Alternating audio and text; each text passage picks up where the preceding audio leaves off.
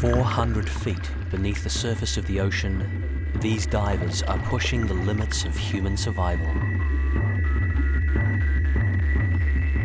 One moment of panic could be lethal.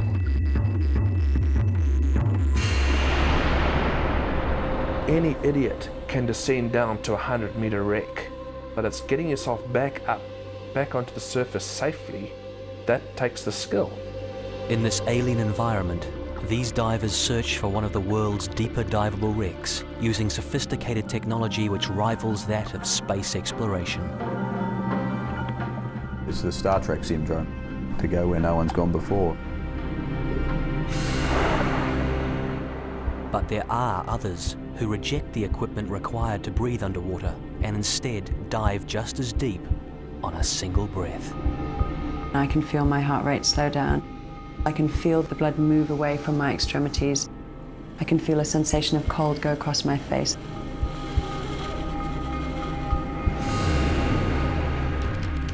A complex and hazardous expedition in the Pacific Ocean will combine these diving extremes in a demonstration of how mind power can enable divers to push their bodies way beyond the limit.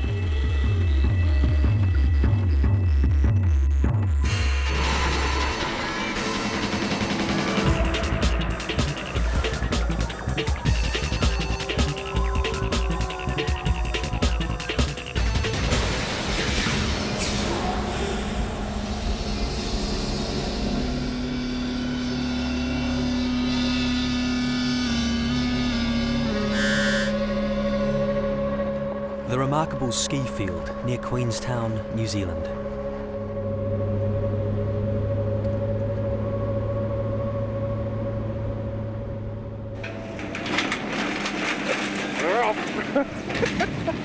Well, that was easy.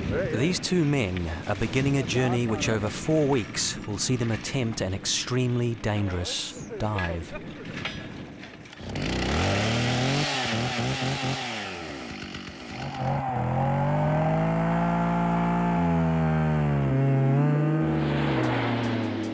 At nearly 6,000 feet, Lake Alta is one of the highest lakes in the Southern Alps of New Zealand.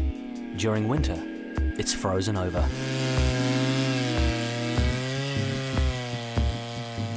That's exactly what these elite divers require.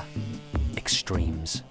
Just look at this, man. We've got mountains all around us. We've got snowboarders and skiers plummeting down to the lake's edge, and we're actually going to be going under that lake.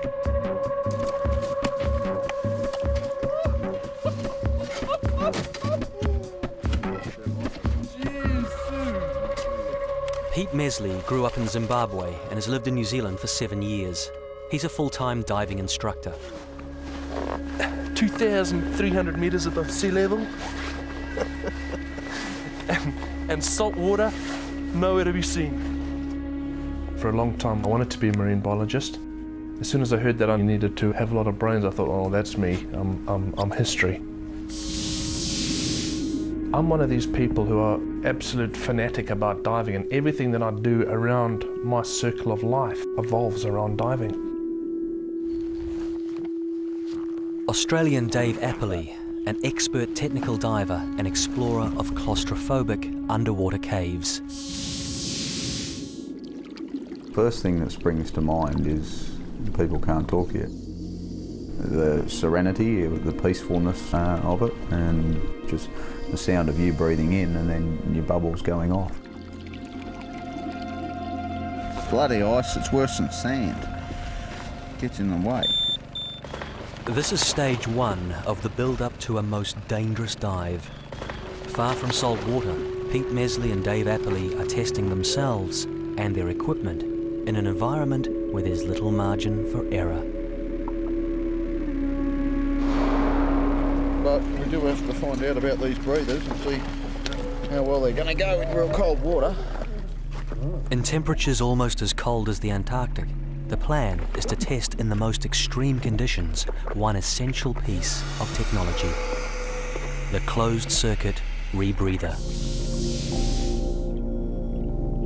The destination Pete and Dave are ultimately aiming for means they'll have to stay submerged for almost 5 hours. It's the closed-circuit rebreather which will enable them to survive at a depth well beyond what was once thought the human limit.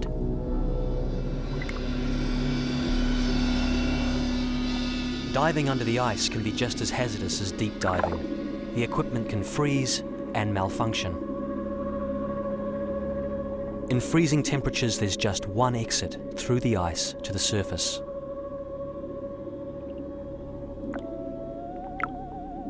But these divers relish the claustrophobic conditions.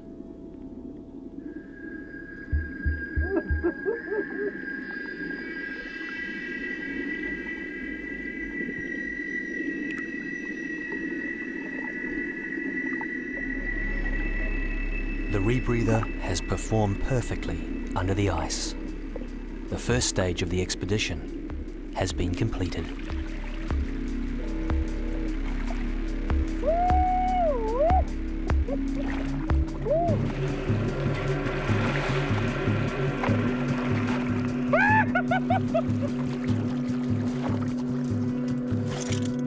That was a totally different, amazing feeling. I can't feel my toes.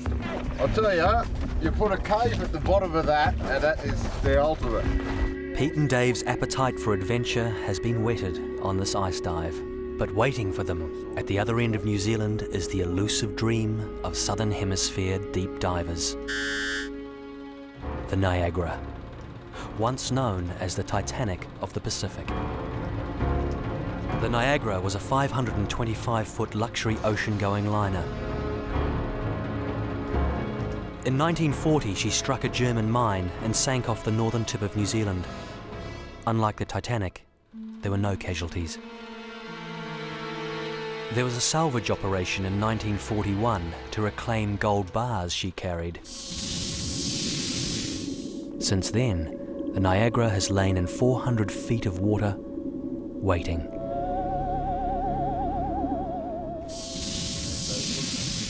Five years ago, Dave and Pete came across the Niagara story while on a diving trip in New Zealand.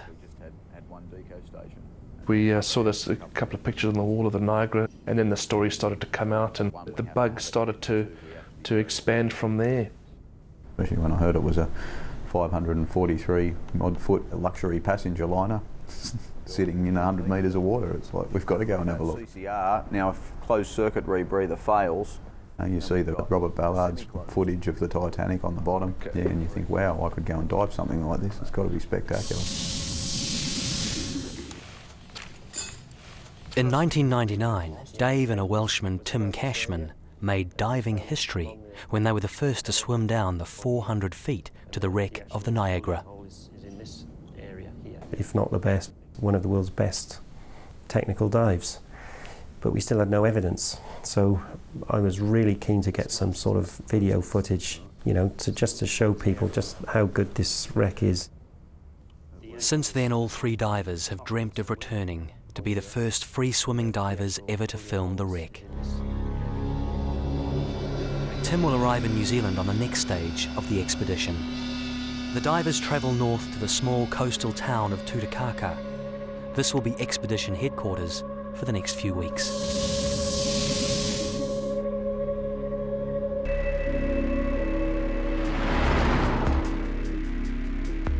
To dive the Niagara is a mammoth undertaking. The planning, logistics, teamwork and safety coordination is equivalent to that of a major Himalayan expedition. Lying at 400 feet, the Niagara is near the limits of technical diving. There are two crucial elements which will allow the divers to penetrate these depths. A specialized blend of gases known as trimix and the closed-circuit rebreather. To dive the Niagara on a traditional scuba system would be near impossible. Open-circuit scuba consists of a tank containing the same air we breathe at the surface. It's wasteful, as each time a diver takes a breath through the regulator, they exhale into the water, wasting oxygen in the form of bubbles. The deeper they descend, the more oxygen they lose. On scuba, time would be severely restricted. A rebreather, however, recycles the air. Compared to scuba, the luxury of time seems endless. One of the major things that leads to panic is time pressure. You only have a certain amount of time to solve a problem. So with a rebreather, because you've basically got endless amount of gas supply, you can sit there and just say, right, well, I've got all the time in the world to sort this problem out.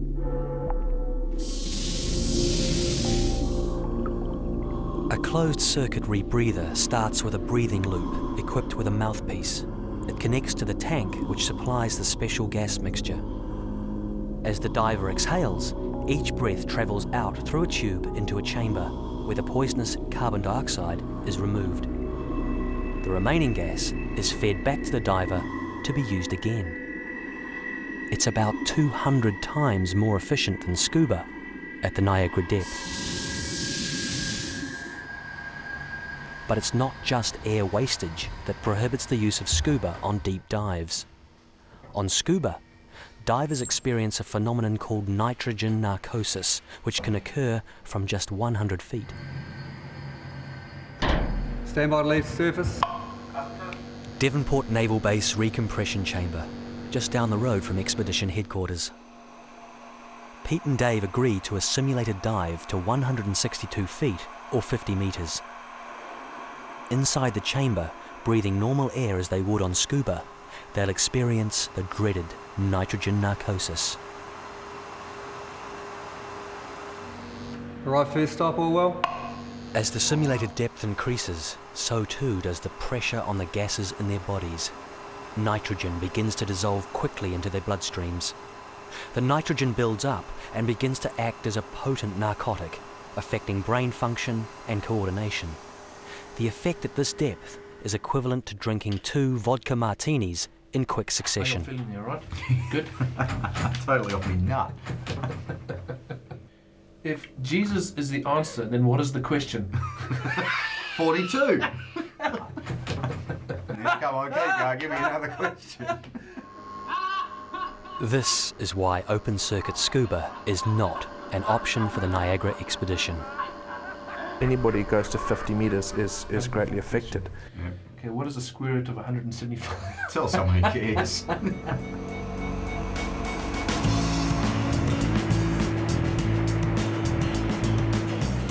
The first practice dive, and the team journeys out to the Poor Knights Islands, considered one of the best dive sites in the world. This is the Niagara taxi. Right, yeah. Here they will begin the first of many build-up dives to fine-tune equipment and coordinate their teamwork before attempting the Niagara. The gearing up stage is always quite a large energy sapping task because of the fact that all this equipment that we're putting on is extremely heavy. The time it takes to put the gear on and to get into the water is critical. Each rig weighs up to 50 kilograms or 110 pounds.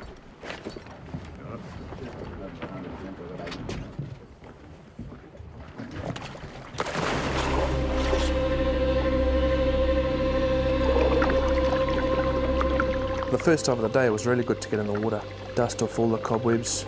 These build-up dives are essential to detect seemingly trivial malfunctions. At 400 feet, these could escalate into catastrophes. There's one of those leaks trickling up past me now. I have to work out where that's coming from. A button used to add oxygen into Dave's rebreather system is being accidentally triggered, causing a large air leak. Everybody goes down there, they must be 100% self-sufficient.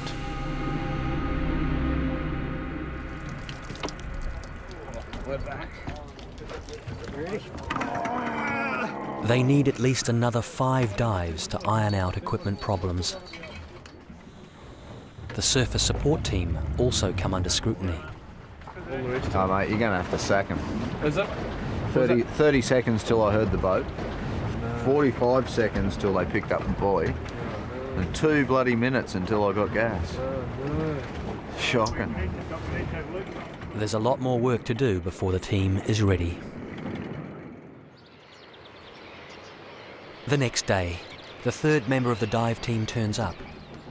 Hello, hello. It's the Welshman. The Welsh ukulele, is it? Tim Cashman has just flown 30 hours from the United Kingdom. He's a highly experienced deep diver, but has a lot of catching up to do. You take away all the anxieties that you have, so you know when you go in the water that your equipment's right because you've rebuilt it. With the team complete, the build-up dives become full dress rehearsals.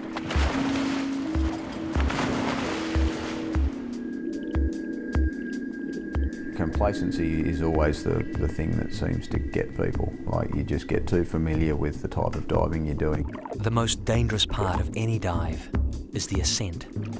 While they're on the bottom, nitrogen builds up in their blood. On the way up, they have to decompress at various depths. This allows time for the lethal nitrogen to disperse out of the blood. If Tim made the slightest error of judgment on his decompression, it could have devastating effects.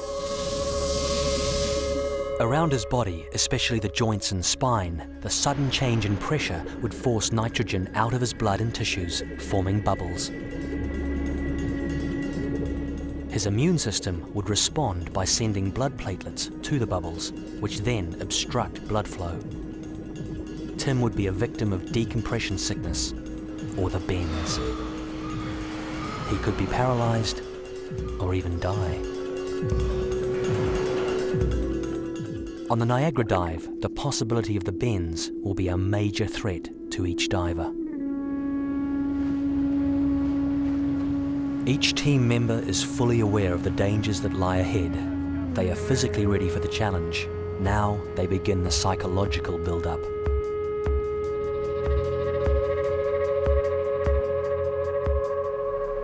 Back at expedition headquarters, there's a new arrival. She needs the skills of the dive team for her own challenge. Tanya Streeter dives nearly as deep as the Niagara team, but has no need for rebreathers, mixed gas, or even scuba. She does it on a single breath. Tanya Streeter is a free diver. She's one of the few people in the world who can dive to a depth of over 300 feet, holding her breath. If I can see something that is a massive challenge to me, something that I either believe is completely impossible or I know is going to be exceptionally difficult, if I can embrace that, and that's become my quest to see how strong I am. Tanya has travelled to New Zealand to attempt for the first time ever here a free dive in a category known as No Limits. This involves her descending on a weighted sled to a depth of 325 feet, or 100 metres. The attempt is only possible because the deep diving team has agreed to act as her support during their build-up to the Niagara. They are the only divers qualified and equipped to do this in New Zealand. I think it'll be something I'd remember for a fair while, sort of sitting at 100 metres and watching this person just come down and sort of give you a wave and then take off. A lot of the time people may think that we're just as mad doing what we do, but we're the least mad. We're the sanest of the lot. And she's mad. She's absolutely mad. Born in the Grand Cayman Islands in the Caribbean, Tanya has only ever dived in warm water. Here in New Zealand, in the temperate waters of the Poor Knights Islands, it's a lot colder than anything she's ever experienced.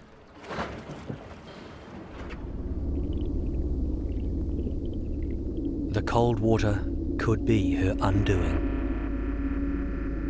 If that happens, obviously you're not. None of the divers have ever seen a free dive before. Tanya has to brief them on their roles. As I'm coming down, you guys should be looking up anyway, and you should watch me, and you shouldn't take your eyes off looking down until you've seen me go back up again. One diver will be stationed midway down the sled line. His job is to signal depth to Tanya by tapping as she descends.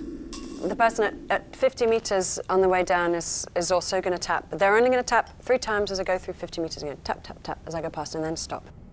But I listen for the taps. I can hear the taps, so in my own mind it's like 60. Tanya's husband, Paul, is also a free diver and her surface safety support. He dives down to 65 feet to accompany Tanya on the final part of her ascent back to the surface. if something goes wrong and you're doing all this excessive tapping, I know that something's wrong. At the bottom of the line, 2 divers will ensure her sled release goes smoothly and her journey to the surface begins safely. I shall probably place one hand on the lift bag up here. I'll release the catch and I'll open the valve and then I'll go. We're a new team here, all of us, and that provides just a whole different can of worms. And no doubt Pete and Dave and Tim already are taking care of things that just don't cross my mind. Any other questions that you guys have?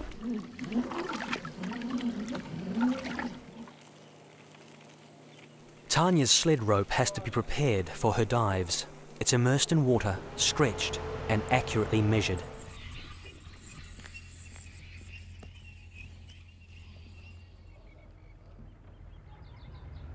The overall length